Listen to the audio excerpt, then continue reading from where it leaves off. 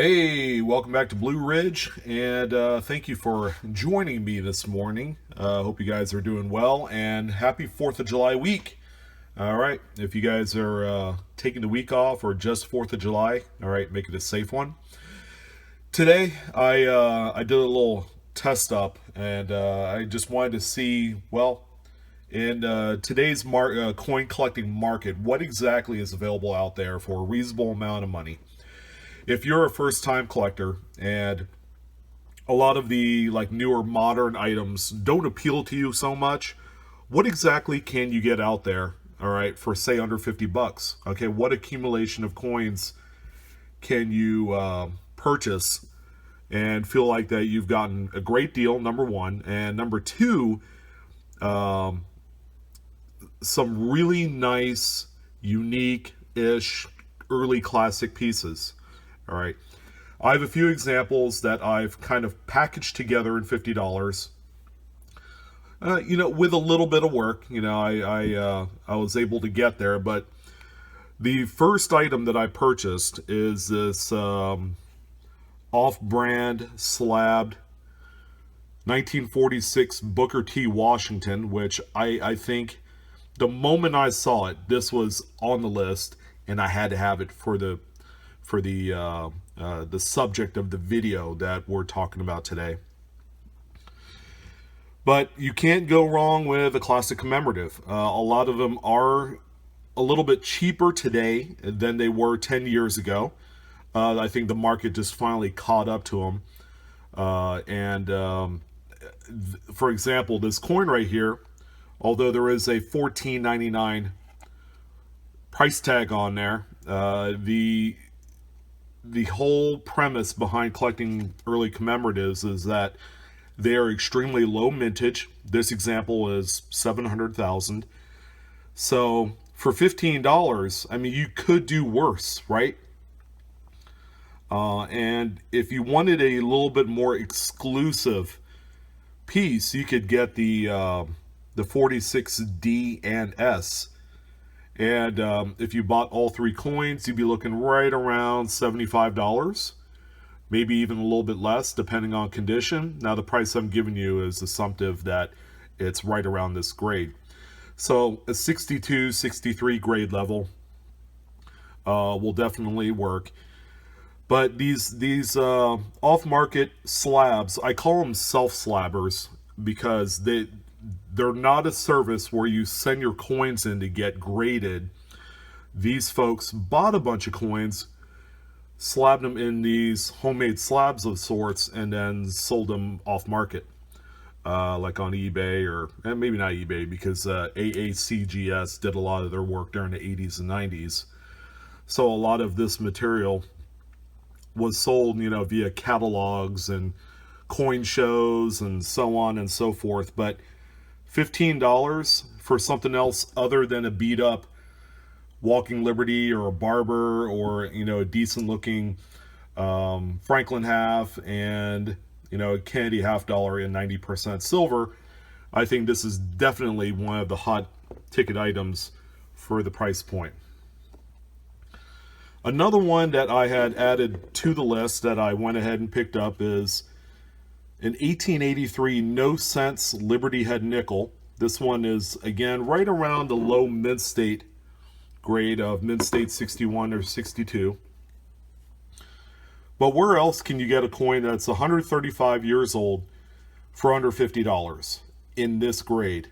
And here you go, you're looking at one. Okay, the kicker in all of this, if you looked right around the 8 to 9 o'clock position, there are three back-to-back rim clips, which gives it a little bit extra, I don't know, okay, kind of like a little extra zing to the coin, because, the 1883s are really common in higher grades, and the main reason of that is these coins were pretty well hoarded when they first came out. This is the first year of the Liberty Head nickel, so a lot of these were accumulated, they were saved up in pristine condition.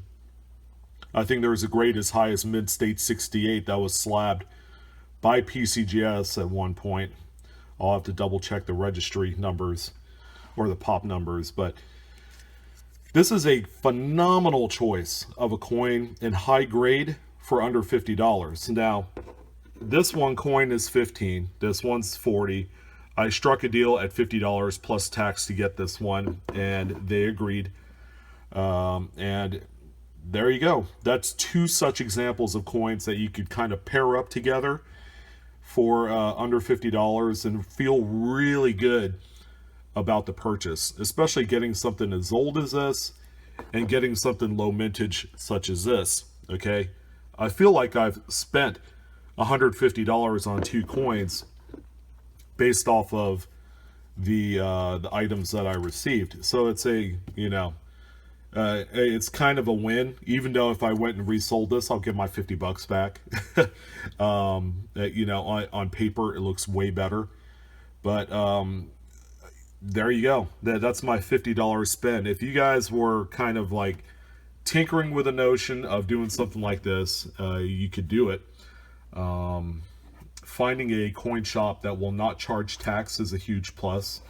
I know there are some shops that prefer to charge tax up to $1,200, I believe, and anything above that is gravy. But if we're talking in terms of walking into a shop and then deciding, you know, if I have $50, can you give me this or that? Or, you know, kind of, I like to do kind of a pairing, you know, or a bulk buy, and then they're more receptive to something like that. If you went into a shop and brought cash, okay, they'd be more inclined to sell you these coins without charging tax. But just to kind of let you know, there are the limitations in there. I think for both coins, you know, the Liberty Head and the Booker T end up being around $53.80 or something like that. The tax is pretty high in this area. So yeah, that was a good pairing. Now, in retrospect, if you looked at, okay, what other hypothetical pairings could I do, you know, for $50?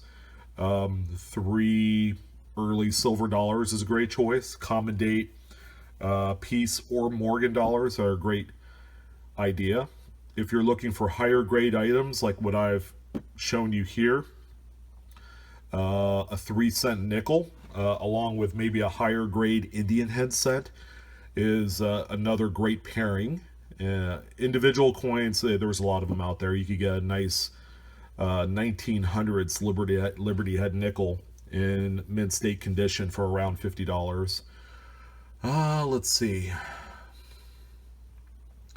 You could get some really nice high grade quarters, particularly the 1940s Washingtons. You could get some mint state ones for around $25, and we're talking about coins with D and S mint marks. Let's see. High grade Mercury dimes from the late 30s into the 40s are another great buy to stick under $50. But you get the big idea. There's a lot of great pairings. You can buy coins as old as 100 to 150 years old, you know, for a reasonable amount of money. And, you know, you could accumulate a typeset and, you know, do a lot of great things with that. But I wanted to take a little bit of time this fabulous July 4th week and talk about, you know, my recent quick purchase, you know, of what you see here. And if you guys like the video, please hit the like button, and you know I appreciate it. Don't forget to subscribe. You'll be seeing a lot more videos because I have apparently a lot more time these days to get to it, and you'll see me go through comments and emails and messages on Coin Talk at a much fever-pitched type pace. And you know, thanks again for joining in. I appreciate it as usual. Love you guys. And stay safe on 4th of July if you're partaking in any activities. Until next time, have a great day and keep collecting. Peace. See ya.